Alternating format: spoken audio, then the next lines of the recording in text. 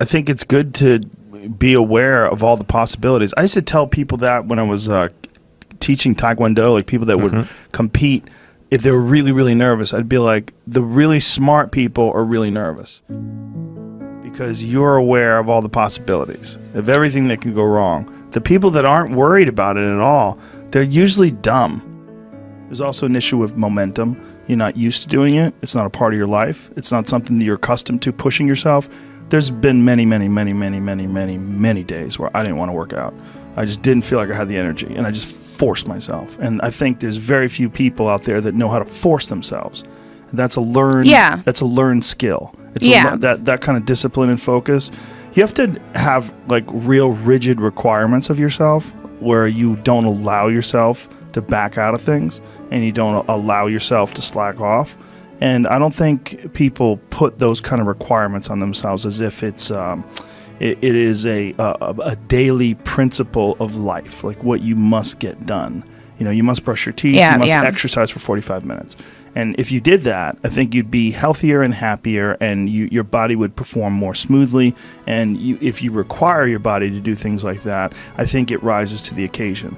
There are very few people that have that kind of discipline. So because of that, they come up with excuses. And excuses are a giant part of the problem. It's not simply a physical health issue. There's also mental aspects of it, and discipline's a big one. I just know way too many people who are weak mentally. And I can't just chalk it off to only, you know, their physical, the way they physically feel, because I felt like shit 100 times, and then I worked out, and then I felt way better. It's just a fact of life. That's real.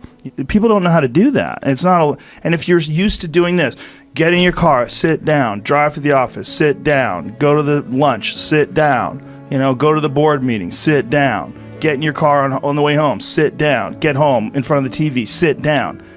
Then go to the gym. They don't have any energy. You know, their body's not, their body's like, I don't have it in me to do this. And I don't believe that. I think it's a lot of it is the mindset. That's really what it is. It's like, I'm sure a lot of it is diet, and a lot of that diet affects their physical health. But there's been many people that have just put their foot down and said, enough. I'm going to change my life. And they don't take any excuses, and they feel way better. Diet is most certainly a part of that, but there's also a discipline aspect. And these things are not mutually exclusive. They exist together. They're all together. And they work symbiotically. The way your mindset affects the choices you make with your diet. And the mindset also affects the choices you make in terms of like whether or not you require yourself to exercise. And I think these are critical aspects that people like to gloss over, or they like to make excuses about.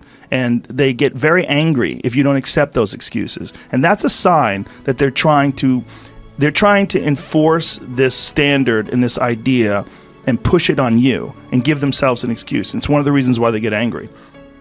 I think what you were bringing up with Joey is a real good point, that a lot of people say, oh, I just want to sort of, they're kind of dabbling in the idea of improving themselves. And the real way to do it is you got to write down what you want and then go after it. Because otherwise you live in sort of a wishy-washy world.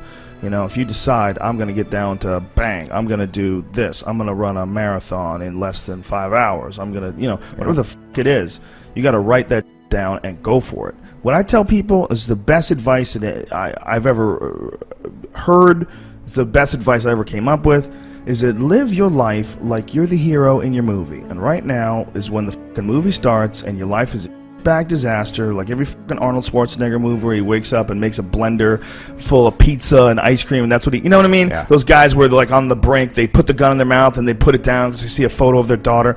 Pretend that's you. Pretend you are, right now, you are in the part of the movie that starts and it shows you as a fucking loser. And just decide not to be a loser anymore. Live your life like there's a documentary crew following you around and you are analyzing your own behavior. Do what you would want to do so that your kids one day would look back at it and see that documentary and look on it with pride. Like, wow, my dad was a bad... He really did what he had to do. Wow, my mom really got her together. I love a success story, but even more than a success story, I like a dude who f***s his life up and then gets it back together again story. Those are my favorite stories. And the way to do that, you got to write it down. You got to think that you are the hero in your own f***ing movie, and then you got to sit down and you got to write down what you need to do. Most people play the role of the victim in the movie, right? Sure. Yeah, this life is me over, man. I could have had this and I should have had that, and why does this guy get that, and why does that guy get this, and all things that are completely unrelated to you. Yeah. All things that you find other people's success as a downfall in your own existence. Instead of being inspired, instead of choosing to be positive, instead of like improving constantly on the direction of trying to achieve whatever the you have written down, you just sit around and spiral. You know, there's nothing more miserable than sitting around someone who's complaining all the time. It is one of the most annoying things ever. Everybody hates it when someone just sits around and they complain about their life and they don't do jack shit about it, and you tiptoe around it. You don't know what to say. Well, she gets upset when you bring that up. I don't want to bring that up. And you want to go, you f***ing crazy, but you know what's wrong with your life. Yeah. Stop announcing it to everybody else and go out and fix that. Well, there's purity in physical pursuits, right? Because it doesn't matter what your social status is. It doesn't matter how people perceive you. When it comes down to how long can you stay in that pool, when it comes down to how far can you run, right, when it comes down to how much can you push yourself past the part where you want to quit, right, how far can you keep going? There's a purity in that it dissolves social order. All what people think about you goes out the window. It's who are you right now? That's right. Who are you right now? This is something I've cultivated for a long time and avoided things that make me unhappy and figured out what those things are and been very rigid about eliminating them from my life. And one of the big ones is eliminating interactions with people that are negative. That is gigantic. And because I've realized that I'm not really as independent as I used to like to think I was. I used to like to think that my thought process was independent and that I don't give a fuck what anybody thinks. That's nonsense. People say that because they absolutely care what people think and it bothers them. So they say, I don't give a fuck. But that I don't give a fuck stuff is almost entirely nonsense. You do care. And you care in both ways. You care if people are critical of you, care if people are positive of you, but you also care if people are living positive lives and they're motivating you. That's a big one. People are fuel, and other people. It's one of the reasons why I like talking to people. One of the reasons why I like to do podcasts, because I get a lot out of, like just talking to you about your time in the monastery or your push to get to that 100 miles. Like, you get energy out of people like that, and you think about this energy and you think about this inspiration when you're doing other things. And it also sets in your mind that when you meet these exceptional people that move you, like, what are the characters? What are the qualities that they have? What are the characteristics that they possess? And those things become significant and important to you.